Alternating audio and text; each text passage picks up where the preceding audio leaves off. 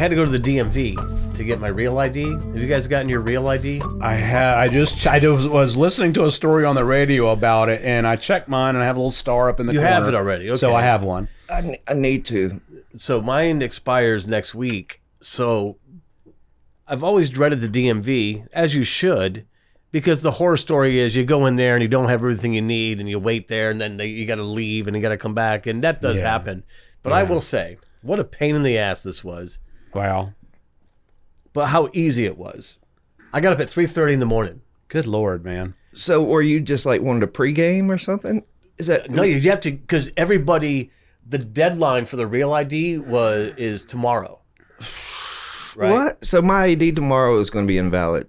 Oh, to fly though. I mean, it's not. Yeah. No, your license will expire when it says it's expired. But, So I heard, but you can take your passport to fly, right? yeah. So I go on the website and I get all the lists of what you need, and it was birth certificate, something with your social security number on it, another document. Picture of your dick. Oh, I had plenty. Yeah, and I had Plenty of those. Okay. They were like, I've seen that dick proof somewhere. that you live, proof that you live where you live, all this stuff. So I bring like basically a filing cabinet there, and I got there at 4:15 in the morning. And there was already somebody else in the parking lot. That guy waves at me. It's like you're out camping for tickets or something. You know? Dude, by 5 a.m. And they don't open until 7.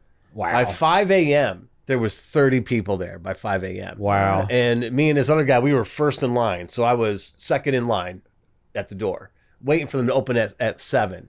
So waiting out there from 4:30, 7 o'clock, they finally opened the door. But there's appointments. So a guy comes out. Okay, who's got an appointment? Dude, and then, back up a little bit. What do you talk Nothing. to these people about for 2 hours in the parking lot of the DMV? Nothing. You're just so you don't talk to each there. other. Like, well, no, you're just sitting there. I mean, there's the standard bullshit. Oh, can you believe this? Yeah. Oh my God, So y'all aren't telling life stories or anything like that out there. Okay. I didn't get in until 10:30. Dude. What? So 3.5 hours after they opened the door, I'm still on the sidewalk, right? So I was out there for 6 hours, right? 6 hours, 4:15 to 10:30. Yeah, 6 hours. You know, when I went in, I was in and out in 5 minutes. Are you serious, man? Well, I got there and I was like, "Hey, what do you need?" And they're like, "Just your birth certificate and your ID." I'm like, "That's it? All right." Yeah. I didn't care. And yeah, once I got in, they were like, "Boom, boom, boom.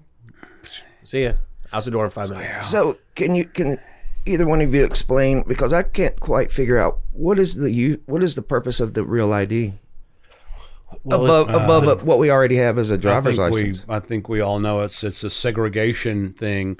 Is to segregate people from other people. It's another dude. Come on, we just talked about the government. No, I'm just saying It's just resetting. It's resetting the infrastructure of like a census, like knowing who the hell is here, Oh, I see. Okay. Yeah, exactly. who's legit and who's bullshit. Yeah.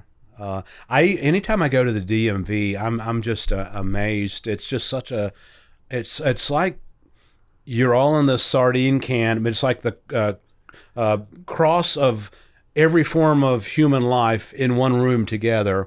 And then when you go up to the window, you've got this bitch because she has had to deal with so many assholes coming up to her every day. She's kind of gotten hardened to the people that come up there. Dude, I will tell you, the place that I went, Yeah. I went just out of Charlotte because I knew the stuff near the city was going to be like what you're saying. Right. I went more out towards the suburbs and the small town DMV. Yeah. Still lying around the building, but they couldn't have been more fun and more pleasant. And the girl that I had, this woman, she was great. And that's awesome. when I got up there, they were all in a good mood, and it was actually not a bad experience. And I'm really good with older black women. I play.